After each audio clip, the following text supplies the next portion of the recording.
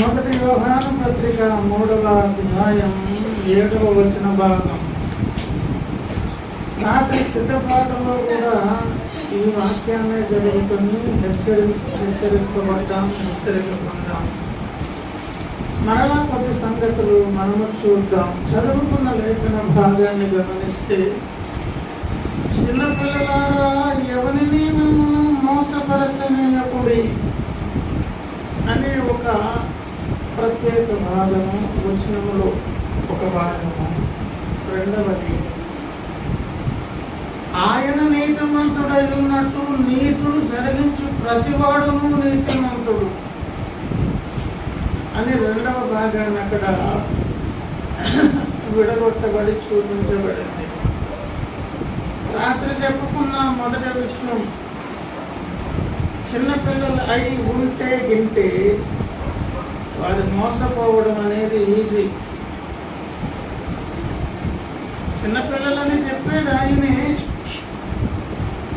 మోసపోకుండా మీరు జాగ్రత్త పడండి అని అనడంలో ప్రభువా ఇది సబబుగా ఉన్నదా? ముందే చెప్పారు మాకేమని, మీరు చిన్నపిల్లలం కనుకనే మోసపోయే అవకాశం ఉన్నది. పెద్దవారిని మోసం చేయలేం కదా. అరకొరగా పెద్దవాళ్ళు మోసపోయినా చిన్నపిల్లల్లో అరకొరగా కొంతమంది మోసపోకపోయినా అధిక సంఖ్యాకులైతే మాత్రం చిన్నపిల్లలు, తక్కువ జ్ఞానం కలిగిన వారు, అప్పుడప్పుడే నడక ప్రారంభించేటటువంటి వారు, ప్రారంభపు దశలో ఉన్నటువంటి వారిని మోసం చేయడం ఈజీ. కనుక ఆ మాటలు చెప్పుకుంటూ ఎన్నో సంగతులు రాత్రి వేళ చెప్పుకున్నాం. అందులో చెప్పుకున్న ముఖ్యమైన విషయం, దేవుని దృష్టిని మనం ఎప్పుడు చిన్నపిల్లలమే. ఒకటి, అలాగే దైవభక్తి సంబంధమైన ఏదైనా కానివ్వండి, ఇచ్చేదా, పుచ్చుకునేదా, కలిగి ఉండేదా, ఉండకూడనిదా, నడిచేదా, ఆగేదా, ప్రతి దాని విషయంలో కూడా అది శక్తికి వచ్చినటువంటి లక్షణాలు. అవన్నీ దేవుడు కోరేదానికి, మనం చేసేదానికి, దేవుడు యాక్సెప్ట్ చేసేదానికి, మనము కలిగి ఉండేదానికి ఎంతో వ్యత్యాసం ఉంటుంది. కారణం ఏంటో తెలుసా? అన్నీ మన శక్తికి మించినవే. అది రెండో విషయం. మూడో విషయం ఏమిటి అని అంటే, దేవుని తర్వాత శక్తిమంతుడు ఎవరైనా ఉన్నారంటే వాడెవడు? దుష్టుడు. వాడు దేవుని తర్వాతే శక్తిమంతుడైతే ఈ సృష్టిలోనే అట్టడుగు స్థాయికి చెందినటువంటి బలహీన ప్రాణులు నీవు నేను. మనకంటే వాడు ఎన్నో కోట్ల రెట్ల బలవంతుడు. వాడు మన ప్రయాణమునకు కలిగించే అడ్డంకులు కానివ్వండి, ఆటంకాలు కానివ్వండి, మనలను పాడు చేసేదాని కొరకు వాడు సంకల్పించినటువంటి తంత్రాలు కానివ్వండి, వాడి శక్తి మేర, వాడి దుష్ట జ్ఞానం మేర చేసినవి కదా, అవి కూడా మనకేమై ఉన్నవి? అవి కూడా మనకేమై ఉన్నవమ్మా? మన జ్ఞానం, మనకు శక్తికి, సమస్తానికి మించినవి. అంటే అన్ని వైపుల నుంచి అబ్జర్వ్ చేస్తే అర్థమైంది ఏంటో తెలుసా? మన చిన్నపిల్లల్ని వాడు ఆడుకోగలడు, ఆయనకి ఇష్టమైనట్లుగా మనం బ్రతకలేము. దేవుని సహాయం లేకుండా ఒకడు కూడా మన మనుగడ ముందుకు సాగే అవకాశము లేదు. కనుక మనం ఎవరు? మరి అలా ఉండినటువంటి మనలను వాడు మోసం చేస్తాడు కదా అని అంటే దానికి రెమెడీ చెప్పుకున్నాం. అలా మోసపోకూడదని దేవుడు ఒక సిస్టమ్ను ఫామ్ చేశాడు. దేవుడు మోసపోకుండా ఆయన ఫామ్ చేసిన సిస్టమ్ ఏంటి? దానికి ఒక ఎగ్జాంపుల్ చెప్పుకున్నాం. ఏమీ తెలియని పిల్లోని స్కూల్లో పడేయండి, నీ కళ్ళ ముందే వాడు నీకు విద్య నేర్పించే గ్రాడ్యుయేట్ అవుతాడు. భూమి మీద అది ఎందుకు ఉన్నదో తెలుసా? ఈ భూమి నీడ, ఈ భూమి మీద ఉన్నటువంటి సౌందర్యాలు, అందాలు, ఆనందాలు పరుగులు తీసి వెంటాడుతూ వెంపర్లాడుతూ ఈ లోకం వైపు పరుగులు తీస్తున్నారే, ఇది దేవుని యొక్క పరలోకపు నీడ. ఒక మనిషి అందంగా ఉంటాడా? నీడ అందంగా ఉంటుందా? ఏమండి? ఒక ప్లేట్లో ఉన్న ఒక కేకు ఒక తింటే రుచిగా ఉంటుంది. అదే నీడలో ఉన్నటువంటి కేకు అనే ఆకారాన్ని రుచి చూడగలమా? తిని ఆస్వాదించగలమా? అంత వ్యత్యాసం ఉన్నది పరలోకానికును భూమి మీద ఉన్నటువంటి సంగతులు. ఈ లోకంలో పరుగులు తీసి వెంపర్లాడుతున్నటువంటి మానవ జాతి అంతా ఎందుకు పరుగులు తీసుకున్నది అని అంటే, అసలైనటువంటి ఉపనయనం తెరవబడాలి. ఏమన్నాను? ఆ కన్ను తెరవబడినంత కాలం అజ్ఞాన దశలోనే మానవ జాతి ప్రగిపోతుంది. కనుక ప్రియులారా, ఈ భక్తి జీవితంలో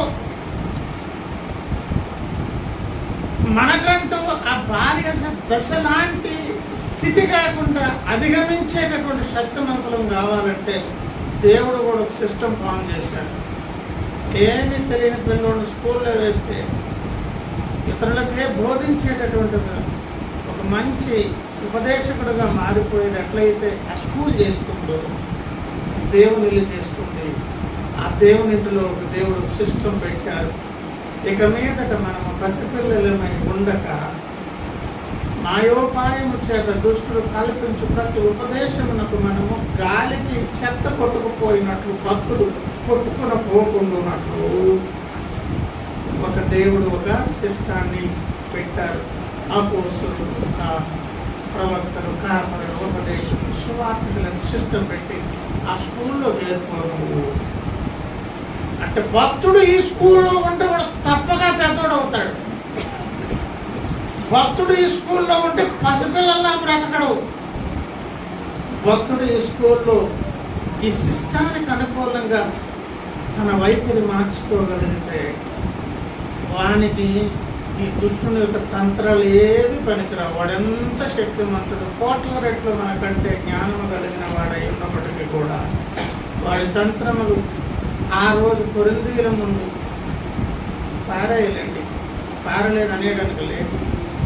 తంత్రాలు తెలియక లేదు, కానీ తెలుసు. ఈరోజు తెలిసి తప్పులు చేసే క్రైస్తవుడు తెలియక చేస్తున్నాడు, తెలిసి చేస్తున్నాడు. కొన్ని కాంప్రమైజ్డ్ బలహీనతలు మనలో ఉన్నవి. ఏమున్నవి? కాంప్రమైజ్. ప్రమిళ మేడం గారు, అమ్మగారు ఒక్క నిమిషం ఉండండి, ఒక్క నిమిషం. అవునా?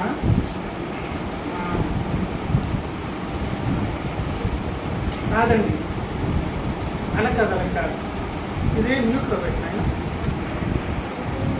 పసిపిల్లలమై ఉన్నాము. ఎవరి దృష్టికి? దేవుని దృష్టికి, సాధారణ దృష్టికి. అయినప్పటికీ కూడా అలాగే ఉంటే మనం మోసపోతాం. మోసపోకుండా ఉండేదాని కొరకు వయసు వచ్చిన పెద్దవారముగా మేలు కీడులను గ్రహించగలిగిన వారంగా ఉండేదాని కొరకు దేవుడు ఫామ్ చేసిన సిస్టమ్ పేరేంటి? దేవుడు స్థాపించినటువంటి అపోస్తలిక క్రమం. అక్కడ ఉన్నవాడు స్వయంకృత అపరాధమును బట్టి నష్టపోవాలి తప్ప నాకు వద్దు, నాకు అవసరం లేదు, సువార్త పక్కా అర్థమైంది, యేసు తప్ప రక్షకుడు లేడు అని గ్రహించి అవును నిజమే అయితేంటంట నా ఇష్టం అని మూర్ఖంగా నరకంలో దూకే వాణిగా సత్యపరిచర్యలో ఉండి అన్నీ నేర్చుకొని మూర్ఖంగా ప్రవర్తిస్తే నష్టపోవడం తప్ప ఏమాత్రం దేవుడు నియమించిన శిష్టానికి మనము లోబడి విధేయులమై ఉంటే తప్పకుండా ఏమైపోతాం? ధన్యులం అవుతాం, దేవుని స్తోత్రం, పెద్దవాళ్ళం అవుతాం. కనుక ప్రియులారా, సాతాను తంత్రాలు వివేచించగలుగుతాం, ధన్యులమైపోతాం అని రాత్రి సందేశం చెప్పుకొని ధన్యులం అవుతాం, దేవుని దగ్గరకు వెళ్తాం.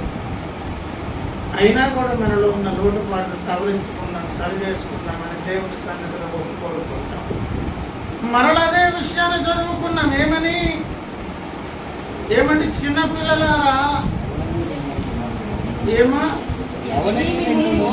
ఎవరిని మిమ్మును మోసపరచనీయకుడి అని ఆజ్ఞ జారీ చేసి రెండవ మాట, ఆయన నీతిమంతుడై ఉన్నట్టు నీతిని జరిగించు ప్రతివాడును నీతిమంతుడు.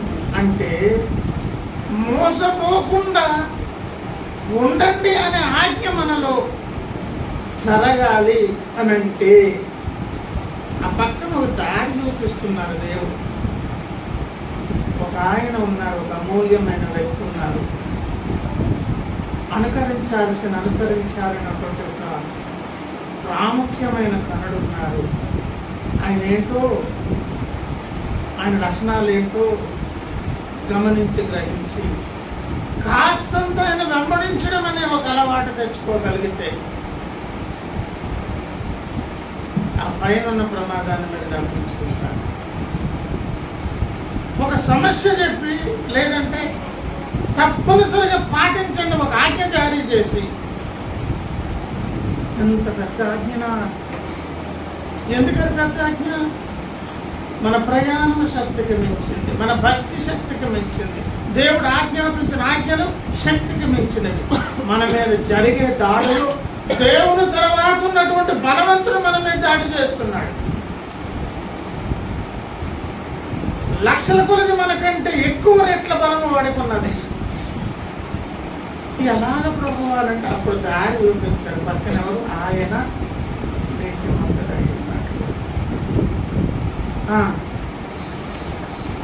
నీతిని జరిగించే ప్రతి వారును. దానినే ఏమన్నారంటే 2వ అధ్యాయం 1 యోహాను పత్రిక 29, ఆయన నీతిమంతుడని మీరు ఎరిగి ఉన్న ఎడల. అంటే ఇప్పుడు పక్కనున్న ఆయన చూపిస్తే నీకు ఒక స్పష్టత కలుగుతుంది. ఇప్పుడు ఆజ్ఞ పాటించమన్న తర్వాత ఎవరిని చూపించారు? ఎవరు చూపించారమ్మా? నీతిమంతుడైన ఉన్నటువంటి ఒక ఆయన. ఆయన చూడగానే అనుభవం కలుగుతుందంట, ఓహో ఆయన నీతిమంతుడా అని మీరు ఎరిగి ఉన్న ఎడలా. 2:20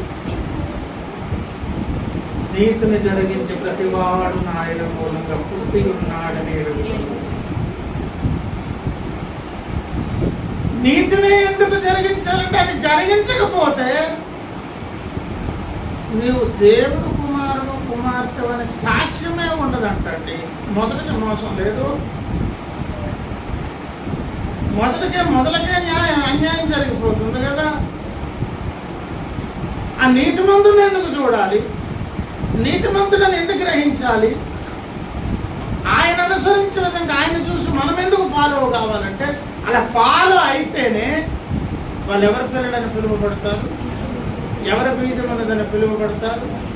లేకపోతే మనం చర్చ్ మెంబర్సమే, కాంగ్రిగేషన్లు సహవాసములు మనం పాలిపంపులు మెంబర్షిప్ కలిగి ఉంటాము తప్ప దేవుని యొక్క క్యాల్కులేషన్స్లో మనం ఏమై ఉన్నాము? నా బిడ్డలు, నా కూతురు, నా కొడుకు అని నిన్ను నన్ను చూసి మురిసిపోవాలంటే మనం ఏం జరిగించాలి? ఏ నీతిని? ఆయన నీతిమంతుడై ఉన్నట్లుగా ఆయన జరిగించినట్టు. శిలువ యజ్ఞంలో ఉన్న ఎన్నో షేడ్స్లో ఒక షేడ్ శుక్రవారం నాడు అమ్మగారు వాక్యం చెప్తూ ఆ వచనం కలిపారు. 2వ కొరింథీయులకు రాసినటువంటి పత్రిక 5వ అధ్యాయము 21వ వచన భాగం. మనం ఆయన యందు దేవుని నీతియగునట్లు పాపమెరుగని ఆయనను మన కోసము పాపముగా. ఇలా చూడండి, ఏ పాపము లేనటువంటి ఆ పుణ్యాత్మ మీదకు లోక పాపం మోపేగానే కొడుకు పాపపు ముద్దలా కనిపించారండి. ఎవరికి? తండ్రి అని దేవుడికి అని వదిలేశారు. ఆయన, నా తండ్రి నా చేయందుకు వదిలేశావు నాయన అని అన్నారు. చూసారా? అందులో ఒక కోణం. ఇదేంటిది? నేను ఎవరిని దేని పట్టుకున్నాను? పాపకు ముద్దను పట్టుకున్నాను అనుకున్నాను. అదేంటి తండ్రి, నీ సొంత జనితైక ఒక్కగానే ఒక కొడుకుని ఇష్టపూర్వకంగా ఎలా మార్చేసావు ఏంటి? ఆయన పుణ్యాత్ముడు, నీతిమంతుడు కదా. అంటే ఈ చెత్తంతా మీద పడగానే ఆయన మరుగైపోయారు. లోకపు పాపమే కనిపించిన మూటలాగా. ఇదే నా చేతులు ఇది ఉందని వదిలేశారు. ఎవరండి? అంటే ఇప్పుడు ఇంటర్వ్యూకి వెళ్ళి మైక్ ఇచ్చి, సొంత కొడుకు కదా నాయన, ఒక్కగానొక్క కొడుకు, అద్వితీయ కుమారుడు, జనితైక కుమారుడు, ప్రియమైన కుమారుడు కదా, విశ్వపు వ్యవహారాలలో కీలకమైన వ్యక్తి కదా, సెంట్రల్ ఫిగర్ కదా ఆయన లేని చోటు అది నరకము కదా. ఆయన నరకానికి ఒకవేళ వెళ్తే అది స్వర్గమైపోతుంది కదా. అంత ముద్దు మురుపము కలిగిన కుమారుడు వదిలేసాము ఏంటంటే, మొదటి విషయం ఇదేంటి పాపపు ముద్దలు వదిలేస్తాను. 2వ విషయం, నా పిల్లలు ఈ పాపపు మూటల్లా ఉన్న ఈ పిల్లలు ఏం కావాలి? దేవుని నీతిగా మారిపోవాలి. దేవుని ఆయన నీతిమంతుడైనట్లు మనము కూడా దైవనీతిగా మారిపోవాలని తన కొడుకును అర్పణగా ఇచ్చేశాడు. ఆ దైవనీతిగా మారే లక్షణాలు కంప్లీట్ కాకపోయినా కొద్దు గొప్ప ఆ గుణ లక్షణాలు మనలో కొంచెం కనిపిస్తే నా కూతురు. దానికి ఎగ్జాంపుల్ చెప్పనా? తల్లిదండ్రులకు ప్రేమ పిల్లల మీద ఎప్పుడు ఎక్కువైపోతుందో చెప్పనా? వీడిని వానిలో చూస్తుంటారు, ఈమెను వానిలో చూస్తారు. ఎప్పుడైతే నీలో ఉన్నటువంటి లక్షణాలు, నడక, పడక, ముఖ వచ్చేసు, ఫీలింగ్స్ ఇతరత్ర ఆ పిల్లల్లో కనిపిస్తాయి. లేకుండా నీకు ఇంకా అనురాగం, నిన్ను నువ్వు చూసుకుంటా ఆ వ్యక్తులు, ఆ పిల్లోళ్ళు. ఆ ప్రేమకు హద్దులు అవధులు ఉండవు. ఎంతోమంది తల్లి తండ్రి నిజమైనటువంటి ప్రేమ కలిగిన తల్లిదండ్రులు, అక్కగారు నా రక్తం ఇస్తానండి, నా కిడ్నీ ఇస్తాను, నా కొడుకు ఇంకెంతకాలం బ్రతికేస్తాను, ఇదిగో నా అవయవాలు ఇచ్చేస్తానండి, నా పిల్లలకి ఇచ్చేయండి. బ్రతుకంత గెంజి దాగి సైకిల్ దొరికి, రిక్షా దొరికి, కష్టపడి చెమట వచ్చి ఈ మధ్య ఎవరితో మాట్లాడుకుంటున్నాను. నాకు ఎవరు వచ్చారు, ఎవరో వచ్చారు, కొట్టుకున్నాను, రక్తం మీద కూర్చుని ఇద్దరు కూర్చుని ఎప్పుడైనా పాపలాట మోసపోయేది కాదు. నెలొస్తే ఒత్తిడి, ఎందుకు నీకు పాపలాట? ఈ శ్రద్ధ ఆధ్యాత్మిక విషయాలు బట్టి ఎందుకు అలా కొట్టుకుంటున్నావు? లోపత్తుడు అంటాడు, ఇవన్నీ ఎవరు బుద్ధులు చేస్తానంటే తదనంతరం పిల్లలు, మనవలు, మనకు కళలు లేవు, ఆశలు లేవు. అసలు అలాంటి కాలంలో కూడా మనం లేము. అలాంటి తలలు కానవద్దు అసలు. ఈ మధ్య వాట్సాప్లో పోస్ట్ ఆఫీస్లో స్కీములు, బ్యాంకులో స్కీములు, ఇంత పెడితే అంత. మెడికల్ విషయంలో ఎవరు మన మహాలక్ష్మి గారు చెప్తుంది, ప్లీజ్ దయచేసి రిక్వెస్ట్ చేసి, చిన్నదాన్న పెద్దదాన్న రిక్వెస్ట్ చేసి మీకు చెప్తున్నాను, దయచేసి మీరు ఏంటది మెడికల్ ఇన్సూరెన్స్ కార్యక్రమం నాకే అవసరమైంది, దయచేసి ప్లీజ్ రిక్వెస్ట్ చేస్తున్నాను. గుర్తున్నా మాట ఎవరికైనా వల వేసిన తర్వాత ఆ యొక్క చేపలు పెట్టే వ్యక్తి మొక్కలు పనికొచ్చే పెట్టి మళ్ళీ మిగతాది మళ్ళీ అదే సముద్రంలో దులిపేస్తాడు. పగస్తుల్లో నుంచి అయినా నీకు మంచి విషయం దొరికితే తీసి జాగ్రత్త మొక్కలు వేసుకొని ఉంచుకోవాలి. ఈ మధ్య ఏదో స్టార్ ఇన్సూరెన్స్ అంటారు.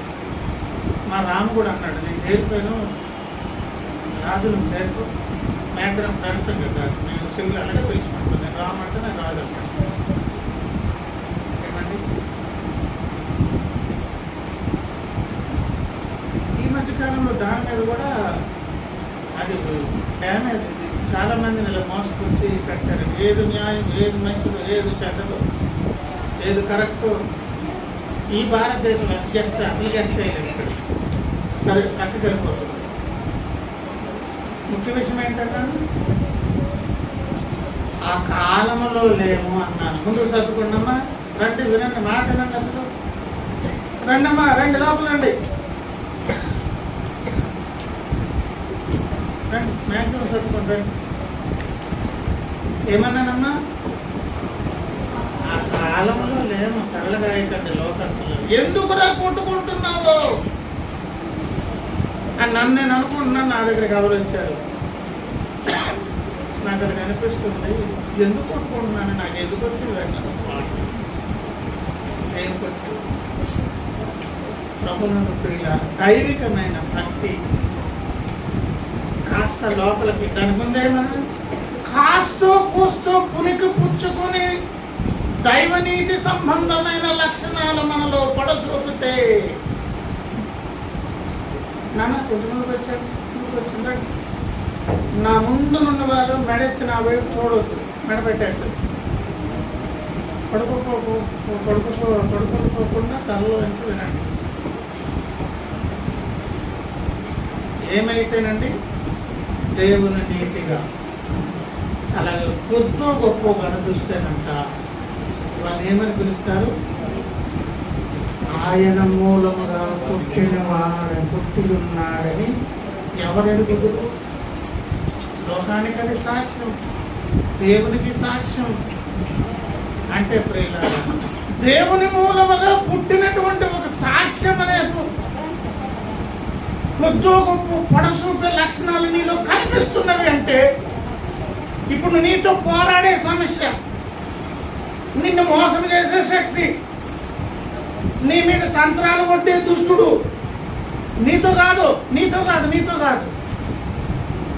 మీలో పొడసూపుతున్న దేవునితో పోరాటం పెట్టుకుంటున్నాడు. ఎందుకు పెద్దలు అయిపోతారో తెలుసా? ఆ సిస్టంలో పిల్లలెందుకు పిల్లలుగా ఉండకుండా, పసిపిల్లలుగా ఉండకుండా పెద్దలు ఎందుకు అవుతారో తెలుసా? లోపల ఏం పురుగు పుచ్చుకుంటున్నాయన్నా, అంతకుముందు నీ మీద దాడి చేశాడు, ఇప్పుడు నీ మీద దాడి చేస్తుంటే పక్కనే చైర్లు ఇంకొక ఆయన కనిపిస్తున్నారు. ఆయన మసగా కనిపిస్తున్నారు. ఎవరు? మనకంటే బాగా స్పష్టంగా వాడికి తెలుసు, నీకు నాకు అసలు తెలియదు, బాగా తెలుసు, కానీ బాగా ఎవరికి తెలుసు, ఇదేంటి ఈయనున్నాడు ఇక్కడ, ఇంట్లో కూర్చున్నాడు. అమ్మగారు ఇబ్బంది పడుతున్నారు తల్లి, పర్లేదమ్మా. ప్రభునందు ప్రియులారా, అప్పుడు నీతో పోరాడడం వాడికి ప్రమాదం. అప్పుడు నువ్వు పసిపిల్లవు కాదు, నువ్వు పెద్దదాని అయిపోతున్నావు. అలా మార్చే దాని కొరకు ఏమి జరిగించాలి? నీకు దోచి నీకు కాదు, దేవుని నీతి. అది ఎవరు చూస్తే అబ్బుతుంది? ఎవరు చూస్తే అబ్బుతుందా? నాకు తలకాయ నొప్పి, ఆశకేమో జ్వరము, ట్యాబ్లెట్ టేబుల్ మీద వేసుకుంటాను, అసలు ఖర్చు కళ్ళు వేసుకున్నాను, చూస్తే జ్వరం పడుతుందా? ఏమండి, అక్కడ చైర్లో అలాగే అడ్జస్ట్ అయిపోండి, అక్కడ కూర్చుంటుకోండి. చిన్నపిల్లకాయలు ఇక్కడికి వచ్చిన పై కొంచెం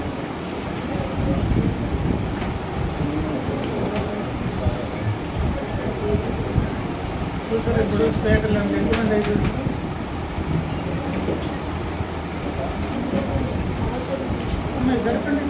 జరుపుకుని చూసాను. డాక్టర్లు కూల్ వాటర్ పెట్టుకున్న తర్వాత చూసిన దాహం లేదు, ట్యాబ్లెట్ ఎదురెట్టుకుని అలా చూసినా రోగం పోదు. మరి యేసు చూసి ఎట్లా వస్తుందండి? ఆయన నీతిమంతుడై ఉన్నట్టు మీరు నీతిమంతులు కండి, మాదిరి ఆయన పక్కన ఉన్నాడు, ఆయన చూడండి. చూస్తే వస్తుందా? చూస్తే కాదు, ఏదో చెయ్యాలి. ఏం చెయ్యాలి? ఇక్కడి నుంచి ఇంకా మీకు వివరాలు ఏమి కావాలంటే ఏం చేయాలో తెలుసా? ఒక 2 విషయాలు చెప్తాను. రోమీలకు రాసిన పత్రిక,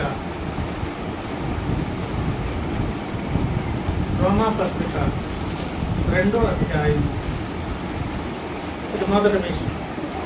2వ అధ్యాయం 14 నాన్న 2:14 ధర్మశాస్త్రం లేని ధర్మశాస్త్రం క్షమించాలి. 13 చదవండి. ధర్మశాస్త్రం వినువారు దేవుని దృష్టికి నీతిమంతులు కారు గాని ధర్మశాస్త్రమును అనుసరించి ప్రవర్తించువారే నీతిమంతులుగా ఎంచబడదురు. నీతిమంతులుగా ఎంచబడితే వీరిలో ఏమి నీతి ఉంటుంది? దైవనీతి అండి. ఏమి నీతి కావాలి? టాపిక్ మర్చిపోవద్దు. మనం ఎక్కడ పునాదేసి బిల్డింగ్ కన్స్ట్రక్ట్ చేసి ప్లేస్లో కదలొద్దు. మనం ఏమి నీతి కావాలి? ఆ నీతి వస్తే మనకి ఏం పేరు అవుతుంది? దేవుని పిల్లలమని ఒక సాక్ష్యం వస్తుంది. దాని కొరకు ఆయన చూడమన్నారు. చూస్తే వస్తుందా నాయన అంటే చూడటం కాదు. చూస్తున్నావా? వింటున్నావా? అయితే పని చేయి. వినువారు దేవుని దృష్టికి అనుసరించి ప్రవర్తించువారు అంటే ఇలా చూడండి. వినిన వానిలో క్రియారూపక సాక్ష్యం ఉండినప్పుడు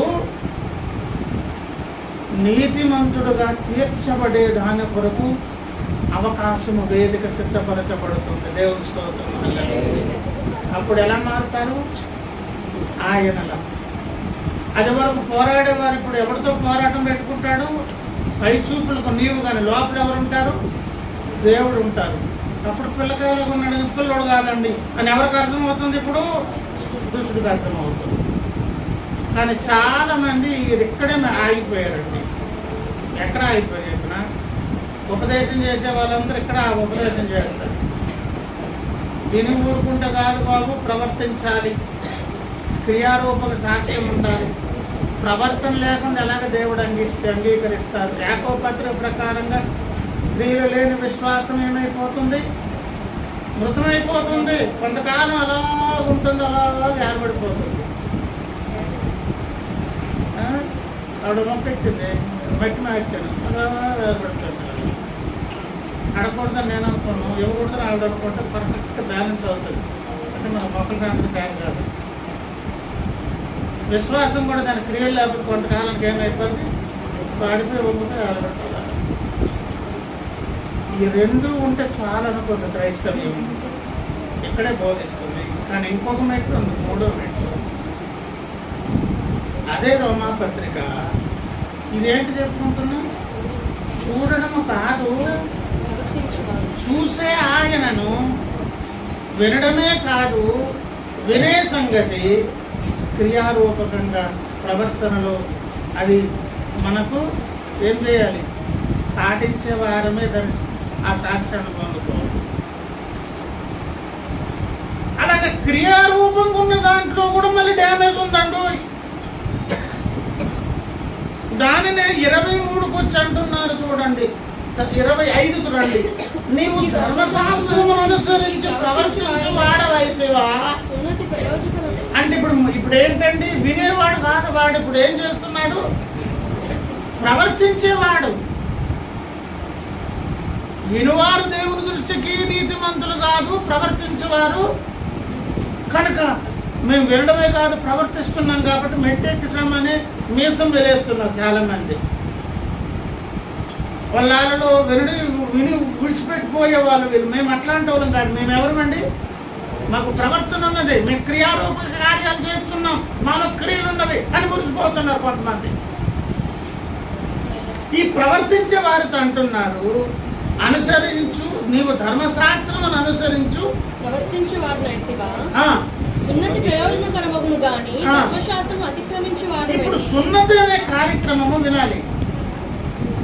క్రియారూపంగా శరీరములో జరిగిందా లేకపోతే సంగతి చెప్పిందా?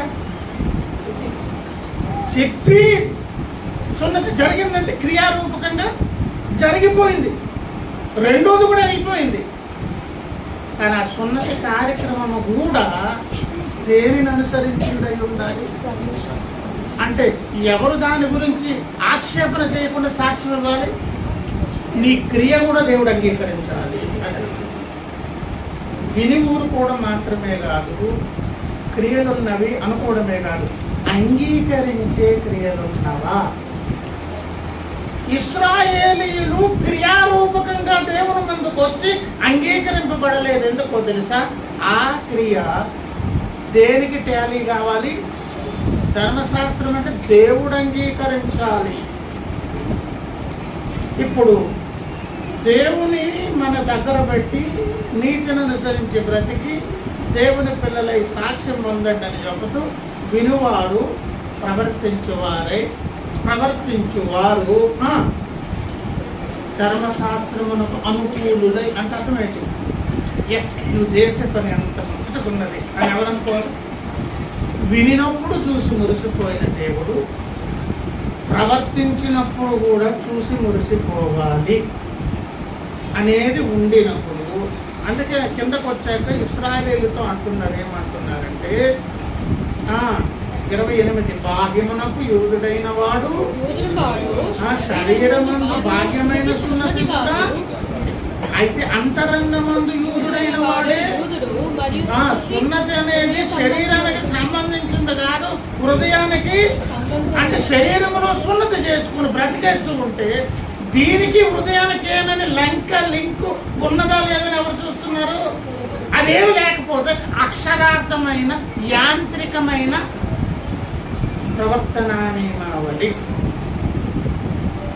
రమ్మన్నారు కాబట్టి దేవుని దగ్గర రావడం, ఏదో చేయమన్నారు కాబట్టి ఆ అలవాటుకి ఏదో చేసుకోవడం కాదు. వచ్చినా దానిని ఎవరు యాక్సెప్ట్ చేయాలి? క్రియలు చేసినా ఎవరు యాక్సెప్ట్ చేయాలి? కొంతమంది రారు, నష్టపోతున్నారు. కొంతమంది వచ్చి నష్టపోతున్నారు. కొంతమంది వచ్చి క్రియలు చేసి కూడా నష్టపోతున్నారు. నష్టపోకుండా ఉండాలంటే తప్పకుండా ప్రతి విషయాన్ని ఎవరు అంగీకరించారు? అలా అంగీకరించినప్పుడు వానిలో ఏం ఫామ్ అవుతుంది? దైవనీతి. అప్పుడు మనలో ఏ సౌందర్యం బయటకు వస్తుంది? దేవుని కుమారుడు కుమార్తెలనే సౌందర్యం దేవునిస్తూ ఉంటారు. ఇది ఒక విషయం. ఇంకొకటి రెండవది, మొదటి పేతురు పత్రిక. ఇది ఒకటి చెప్పి ముగించేసి హెచ్చరిక వెళ్ళిపోతాం. పేతురుకు రాసిన మొదటి పత్రిక 1వ అధ్యాయము 14, 16 ఉన్న దాంట్లో నేను చదువుతాను, చూడండి. కాగా మీరు విధేయులకు పిల్లలై, కాగా మనం ఏమవ్వాలంట? పిల్లలమై ఉంటే కాదండి. లోబడే తత్వం ఏదైనా ఉందా? విధేయత చూపడం అనేది మనకు అనిపిస్తుందా? దేవుడంటే ఇష్టం, అవును నాకు విధేయుడు అని మార్కులు దేవుడు ఎక్కడ వేస్తారో తెలుసా? మళ్ళీ మొదటికే వచ్చాం. ఎక్కడికో తెలుసా? దేవుడంటూ పెద్దవారమయ్యే దాని కొరకు నీతిమంతులుగా నీతి క్రియలు జరిగించే వారముగా మార్చబడే దాని కొరకు దేవుడు ఫామ్ చేసిన ఒక సిస్టమ్ ఉన్నది. ఆ శిష్టానికి అనుగుణంగా నీలో విధేయత కనిపించాలి. నీ ప్లేస్లో నువ్వు కరెక్ట్గా దానికి ఫిక్స్ అయి ఉండాలి. నాకు దేవుడు అంటే ఇష్టమండి, శిష్టాన్ని నేను ఫాలో అవ్వనండి అనే దాని లక్షణం పేరేంటో తెలుసా? అక్కడే చెప్పారు, మీరు విధేయులకు పిల్లలై మీ పూర్వపు అజ్ఞాన దశలో మీకు ఉండిన ఆశలను అనుసరించి ప్రవర్తింపక పూర్వం ఉండినటువంటి ఆశలు ప్రవర్తన ఏంటి చెప్పండి? ఎవరి మాట వినకపోవడం, నచ్చింది చేయడం, ఇష్టం వచ్చినట్లు బ్రతకడం. గతకాలపు బ్రతకంతా నీ ఇష్టానికి బ్రతికావా, దేవుని ఆధీనంలో బ్రతికావా? మనకు నచ్చినట్టు బ్రతికావా? పూర్వపు ఉన్నటువంటి స్థితి పేరేంటి? అజ్ఞాన దశ స్థితి. అప్పుడేంటో తెలుసా? నీకు ఏది తోస్తే చేసావు, ఎలా పడితే అలా ప్రవర్తించావు, ఏది చెయ్యాలనిపిస్తే అది చేసుకుంటూ పోయావు. అలా చేసేటటువంటి వ్యక్తిని ఇప్పుడు దేవుడు తీసుకొచ్చి అంటున్నారు, ఆ అజ్ఞాన దశ నుంచి, ఆ యొక్క పూర్వపు స్థితి నుంచి మీరు విడుదల పొందాలి అని అంటే, విడుదల పొందిన వారిలో ఒక మంచి లక్షణం ఉంటుంది. ఏముంటుంది? కాదా మీరు విధేయులకు పిల్లలై. ముందు విషయం ఏం చెప్పుకున్నాం? ఏం వింటున్నాము? ఆ వినేది కరెక్ట్గా విన్నారని ఎవరు అనుకోవాలా? ఏం విన్నామో అది ఆచరణ సాక్ష్యంగా ముందుకొచ్చామా జరిగిన తల్లి, అదేమైపోవాలి? క్రియారూపకంగా యాక్సెప్ట్ కావాలి. ఆ క్రియ కూడా మరి ఎవరు అంగీకరించాలి? లేకపోతే అక్షరార్థమైన ఏదో యాంత్రిక భక్తి అయిపోతుంది. అది మొదటి విషయం. రెండవది ఏంటి? ఇది ఏదైనా నీలో నాలో జరగాలంటే మనలో దేవుడు ప్రతినిత్యం చూసేది ఏంటో తెలుసా? విధేయత. మనకు దేవుడు అంటే ఇష్టం. దేవుడు నియమించిన సిస్టంలో కూడా మనలో విధేయత కనిపించాలి. సిస్టమ్ ఫాలో కామండి. మాకు నచ్చినట్టే పాతకాలం పెట్టినట్టే బతుకుతాం, అలాగే ఉంటాం, అలాగే ప్రవర్తిస్తాం. అయినా మేము దేవుని పిల్లలు అంటే అది భ్రమ పెట్టారు. పూర్వపు అజ్ఞాన స్థితిలో ఉండడం. అలా ఉండిన వారు మరలేం కాదు దేవుని పిల్లలు. లోపలికి ఏం రాదు? దైవనీతి రాదు. దైవనీతి రానప్పుడు దేవుని పిల్లలం కానప్పుడు మన బ్రతుకు భక్తి భ్రమలో బ్రతకడం తప్ప ధైర్యంతో కూడిన బ్రతుకు ఎప్పుడు వస్తుందండి? రెండవ విషయం. మూడవ విషయం కూడా చెప్తా. మూడవ విషయం, మనకొక నిరీక్షణ ఉన్నది. మనకేమున్నది? ఆ నిరీక్షణ పేరు 1 యోహాను పత్రిక 3వ అధ్యాయం. మీ సాయంత్రం కలిపితే ఈ మాట కలుగుతారు. 3వ అధ్యాయం 2వ వచనం. ప్రియులారా, మనము దేవుని పిల్లలమై ఉన్నాము, మనం ఇక ఏమవుతామో అది ఇంకా ప్రత్యక్షపరచబడలేదు కానీ, ఇప్పుడు అంతా అస్పష్టమే కానీ, అంతా తెలియదు కానీ, అయినా మనకు ఒక స్పష్టత ఉన్నదండో, అయినా మనకు ఒక నిరీక్షణ ఉన్నదండో. అయినా మనకున్న నిరీక్షణ పేరు ఏంటో తెలుసా? ఆయనను పోలి ఉండము. ఆయనను ఉన్నట్టుగా చూస్తాము. ఆయన చూసుకున్నప్పుడు, ఇందా చెప్పాను కదా, తల్లిదండ్రులకు పిల్లలు చూసేటప్పుడు ప్రయాణంగా సరిపోతున్నాను. వీళ్ళ లక్షణాలు వాళ్ళు కనిపిస్తాయి, వీళ్ళ రూపురేఖలు కనిపిస్తాయి, వీళ్ళ ఎమోషన్స్ వాళ్ళు కనిపిస్తాయి. వీడికి ఇంకా ప్రేమ ఎక్కువైపోతాయి.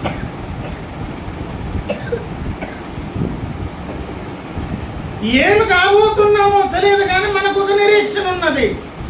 ఆయన పోలే ఉంటామండి, ఆయనలాగే ఉంటామండి. ఆయన మనల్ని చూసి మనం ఆయన చూసిన అచ్చుబుద్ధినట్టు అలా ఉన్నాము కదండి అని మురిసిపోయే విధంగా ఉంటామని ఒక నిరీక్షణతో బ్రతుకుతున్నాము.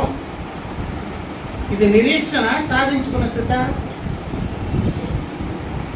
సాధించుకున్న సంపూర్ణ స్థితి కాదు. ఈనాటికి అదేమై ఉన్నది? నిరీక్షణ. ఎప్పుడు సొంతం అంటుందో తెలుసా? అది సొంతం కావాలంటే పేతురుకు రాసిన 2వ పత్రిక మూడవ అధ్యాయము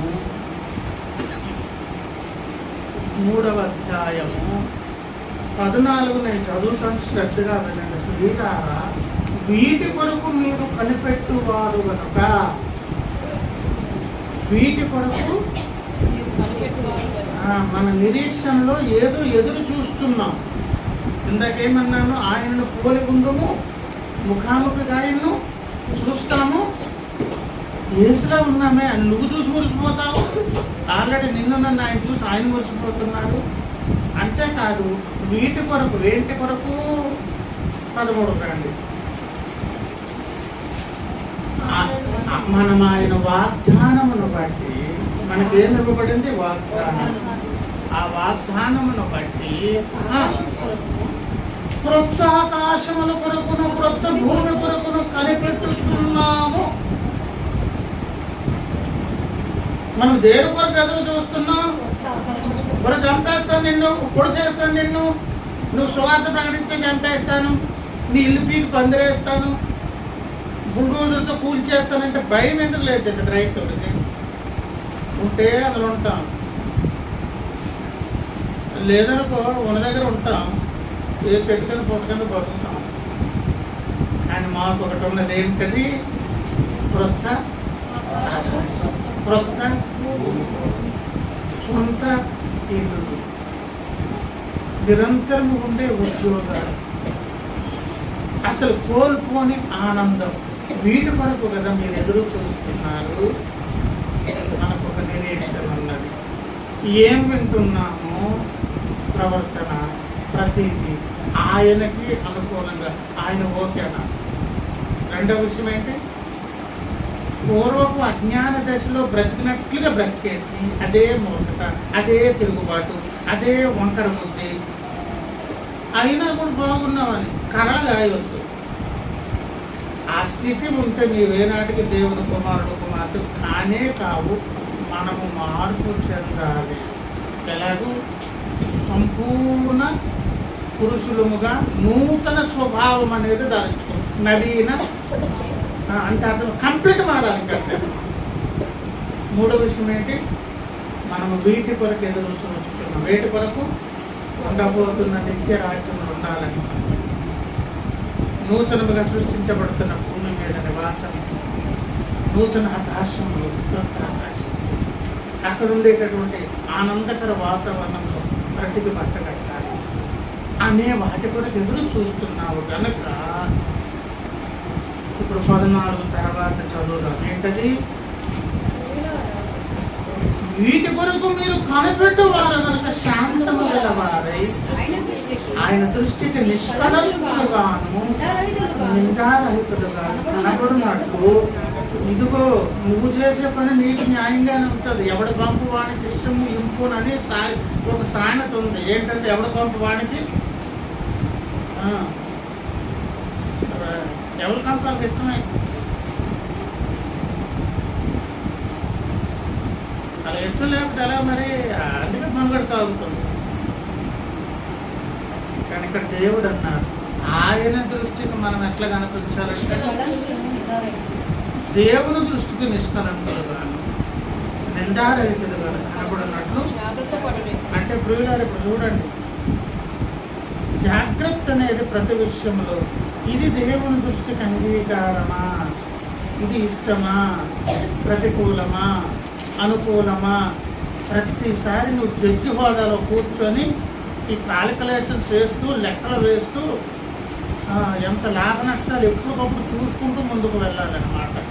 అలా చూసేవాడు దేని కొరకు ఎదురు చూడొచ్చు? వీటి కొరకు. అలా చూసేవాడు ఏమి కాబోతున్నాడో తెలియదు కానీ ఏమైపోతాడంట? ఏసైలో మారిపోతాడంట. అలా మారిపోయే వ్యక్తులకు ఏమొచ్చేస్తాయి?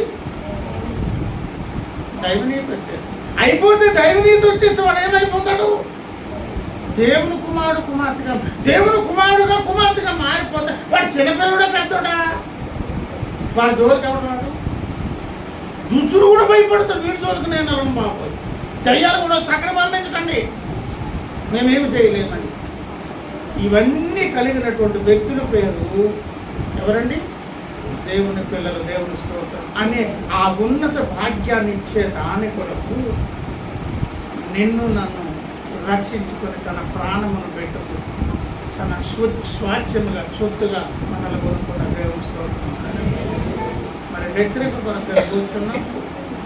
రాత్రి సిద్ధపాట్లు ఏంటి? పిల్లలమే, అందుకే మోసం చేసే అవకాశం ఉన్నది. పిల్లలమై ఉంటున్నప్పుడు మోసపోయేటట్లుగా అలా ఉండకండి అని మీరు ఎలాగ ఆజ్ఞ జారీ చేస్తారు? మా శక్తికి మించింది కదా ప్రభు అని అంటే, లేదు లేదు, పక్కన ఆయన ఉన్నారు చూడండి. ఆయన ఎవరు? నీతి మంతుడు. ఆయన ఏం చేస్తారో తెలుసా? తన నీతిని మనకిస్తారు. ఎప్పుడు ఇస్తారు? 3 చెప్తాం, చాలా చెప్పాలి. మొదటిది ఏంటి? విధేయులమా. రెండవది నీ వినే వినికిడి ప్రవర్తన ఆయనకు అంగీకారమా కాదా? ఎదురు చూస్తున్నావు, కళ్ళ కాస్తున్నా కదా మేఘాల మీద తీసుకెళ్తారు. ఉండబోతున్నటువంటి ఇవి భవిష్యత్తులో అనుభవించాల్సిన స్థితి కళ్ళకంటున్నావు కదా, మరి దానికి అనుకూలంగా దేవుని దృష్టికి అనుకూలమైన స్థితి ఉన్నదా? లేదు. అది లేకపోతే మొదటిగా మోసం అన్నాను కదా, ఆ మొదటికి మోసం చేసేటటువంటి సింప్లీ మనం ఎస్కేప్ అయి వదిలేస్తున్న లక్షణాలు ఏంటి చెప్పండి? వినుగూరుకోవడం, కార్యం చేసిన దానిలో ఒక నిబద్ధత లేకపోవడం. దాసులైన వారికి చెప్తున్నారు, మీరు యజమానుల దృష్టికి కనిపించేటట్లు వాళ్ళు మార్కులు వేసేదాని కొరకు చేయొద్దు. పైన ఒక యజమానుడు ఉన్నాడు, ఆయన దృష్టికి అనుకూలమైనది చేయండి. మనం వినినా చేసిన దేవునికి అనుకూలమైందా కాదా? మన యొక్క ఏమండి విధేయత దేవునికి అనుకూలమా కాదా? మూడవది, మన ఎదురు చూపు లోపల దేవుని దృష్టికి అనుకూలమైనది ఉన్నదా లేదా? అవేవి లేకుండా కనడానికి లేదు కనుక అవి ఏవైనా లేకపోతే అనుకూలం కానిది ఏదైనా నీలో నాలో ఉంటాయి. అది పరీక్షించుకొని దేవుని పాదాల క్షమాపణ పొంది ఆయన ఇచ్చే దేవుల్లో పారిపోకుండా ఉందాం. రండి పరీక్షించుకుందాం. స్తోత్రం. హల్లెలూయా హల్లెలూయా. శ్రద్ధగా మీరు ఎవరు వినలేదు.